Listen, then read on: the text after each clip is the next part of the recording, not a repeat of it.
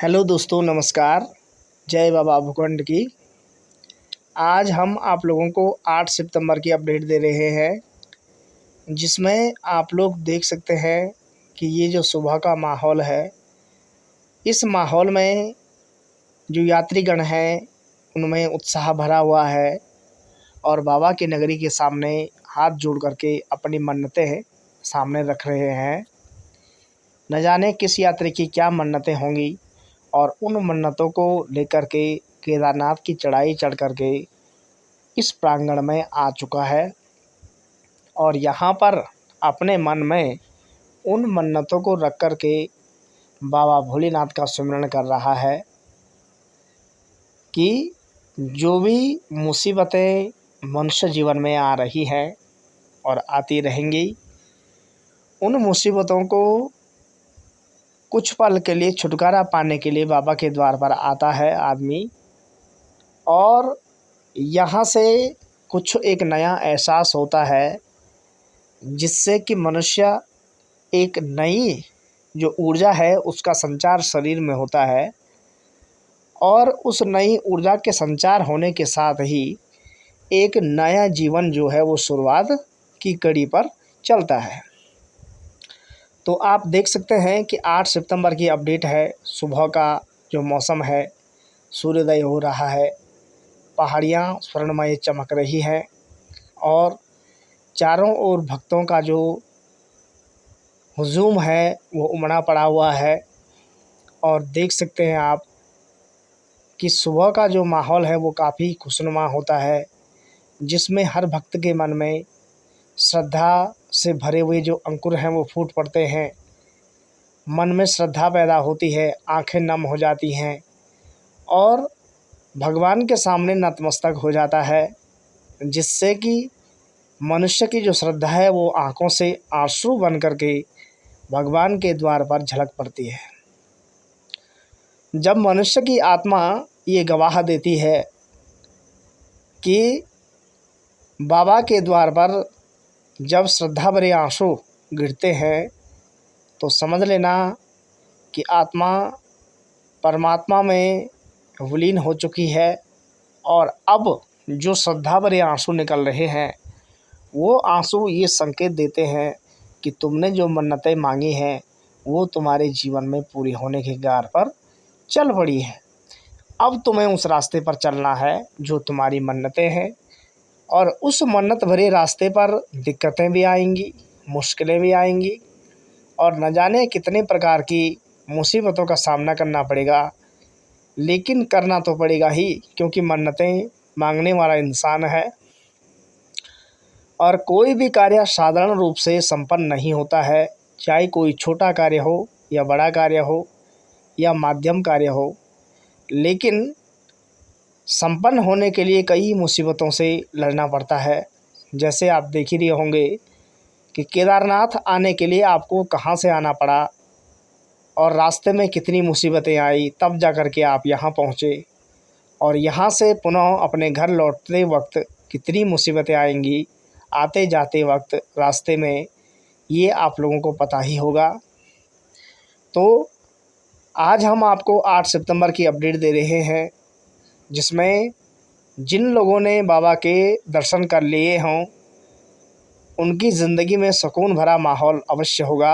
ऐसी हमारी कामना है, ऐसी हमारी इच्छा है कि जिन्होंने भी हमारे ब्लॉग के माध्यम से केदारनाथ का जो दृश्य है वो देखा होगा, तो उनको ही जो इच्छाएं हैं वो अवश्य पूरी हुई होंगी और जो अभी देख रहे हैं उनकी भी इच्छाएं ज़रूर पूरी होंगी और जो देखने के बाद यहाँ ना आ पाए उनके लिए हमने एक नया रास्ता तय किया है, जिसमें आप लोग दीपावली से पहले यदि केदारनाथ यात्रा पर ना आ पाए किसी वजह से या किसी कारणवश, तो आप लोगों को हमने एक नया रास्ता दिया है, जिसमें आप लोग ओंकारेश्वर मंदिर ऊखीमठ में प्रवेश कर सकते हैं, जहां पर 6 महीने के लिए ओंकारेश्वर मंदिर के जो गेट हैं वो खुले होते हैं और ऊखीमठ में है। तो आप लोग ऊखीमठ ओंकारेश्वर मंदिर में भगवान भोलेनाथ और साथ ही मधमेश्वर के दर्शन कर सकते हैं, जो द्वितीय केदार है। तो आप लोगों को दोनों केदारों के दर्शन ऊखीमठ ओंकारेश्वर मंदिर में हो जाएंगे। यदि जिनकी यहाँ आने की जो इच्छा है वो ना हो पाए पूरी, तो वो यहाँ आ सकते हैं। आप देख सकते हैं कि ये 2023 का माहौल था जब यहाँ कपाट खुल रहे थे। ऐसी भीड़ होती है और इन भक्तों के बीच फिर बाबा भोलेनाथ अपने गद्दी स्थल पर आँख खोल करके, नेत्र खोल करके सृष्टि का संचालन करते हैं। क्योंकि जून के महीने में चतुर्मास का जो समय है वो शुरू हो जाता है 15 जून से, और भोलेनाथ अपनी समाधि से जाग उठते हैं। और 15 जून से 15 अक्टूबर तक चतुर्मास का जो समय है वो चलता है, जिसमें बाबा भोलेनाथ सृष्टि का कार्यभार अपने हाथ में ले लेते हैं और जो भी दुष्ट प्रवृत्ति के होंगे उनको दंड देते हैं। क्योंकि भगवान विष्णु अपने शेष शैया पर सो जाते हैं और फिर बाबा के द्वार पर शुरू हो जाता है कार्य। ये जो तस्वीरें आप देख रहे हैं ये ठंड के मौसम की होती हैं। जो शीतकालीन अवकाश होता है उसमें यहाँ बर्फ़ पड़ी होती है। कभी कभी यदि बारिश अधिक पड़े और बर्फ़बारी ज़्यादा हो तो 10 से 15 फीट बर्फ़ जम जाती है, मंदिर ढक जाता है और चारों ओर केवल बर्फ़ की चादर से सुशोभित होता है। क्योंकि ये कैलाश का क्षेत्र है और कैलाश का क्षेत्र होने के साथ साथ ये उच्च हिमालय का क्षेत्र है, जहाँ 4 महीने तक बर्फ़ जमी होती है। और जो भक्तगण अपनी किसी निकट या विकट परिस्थिति के कारण यहाँ के दर्शन इस बार न कर पाए, तो उसके लिए हमने रास्ता बता दिया है। आप ओंकारेश्वर मंदिर ऊखीमठ में द्वितीय केदार मधमेश्वर और बाबा भोलेनाथ की डोली के दर्शन कर सकते हैं, जिसमें आप लोगों को ज़्यादा खर्चा उठाने की कोई ज़रूरत नहीं है और आप लोग कम खर्चे में ही सुबह 6 बजे से 8-9 बजे तक दर्शन कर सकते हैं। उसके पश्चात आप अपने घर लौट सकते हैं, क्योंकि सिर्फ आपको गाड़ी में आना है, दर्शन करने और जाना है। लेकिन केदारनाथ तो आपको काफ़ी दिनों के रहने के लिए आना होगा, अपनी गाड़ियां साथ लानी होंगी और 24 किलोमीटर का सफ़र तय करना होगा। 24 दूने 48 होता है और 48 किलोमीटर का जो सफ़र है वो तय करना होगा। ये जो आप तस्वीरें देख रहे हैं ये शाम का माहौल है, जिसमें बाबा भोलेनाथ की आरती हो रही है। ये देख सकते हैं आप, भक्तों की भीड़ है और भक्तों के भीड़ के बीच बाबा भोलेनाथ की आरती होती है शाम को 7 बजे।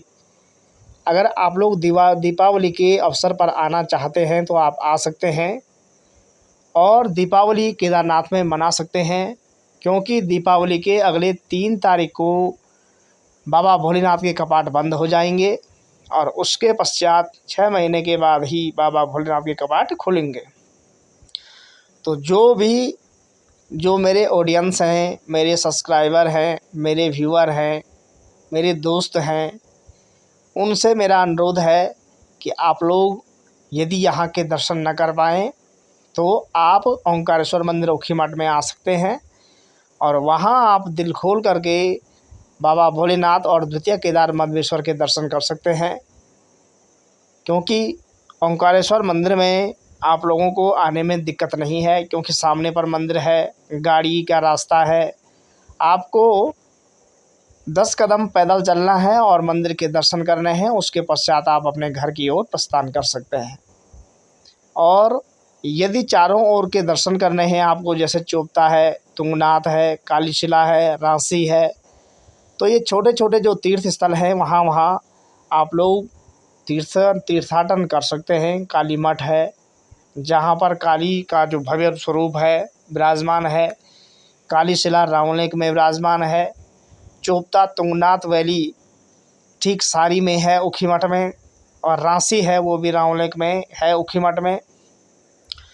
तो इन छोटे छोटे तीर्थों का आप भ्रमण कर सकते हैं शीतकाल में, क्योंकि यहाँ शीतकाल में बर्फ़बारी होती है। और जो रांची है वो तीर्थ स्थल है, कालीशिला तीर्थ स्थल है, कालीमठ तीर्थ स्थल है, तुंगनाथ वो केदार में आता है, तृतीया केदार तुंगनाथ में आता है। तो आप लोगों से अनुरोध है, आप लोगों को हमारे ब्लॉग के माध्यम से जो अपडेट दी जा रही है वो अगर पसंद आए तो आप लाइक करें, सब्सक्राइब करें, शेयर करें अपने दोस्तों के साथ, ताकि आप लोगों को इस क्षेत्र की जो ताज़ी अपडेट है, ताज़ी खबरें हैं वो हम देते रहें। और आप लोगों को हमने नया रास्ता बता दिया है, जो यहाँ के दर्शन न कर पाए वो ओंकारेश्वर मंदिर उखीमठ में आ सकते हैं, जिससे कि आप लोग वहाँ के दर्शन करें और अपना जो सौभाग्य है वो प्राप्त करें। अब हम विदा लेते हैं, धन्यवाद।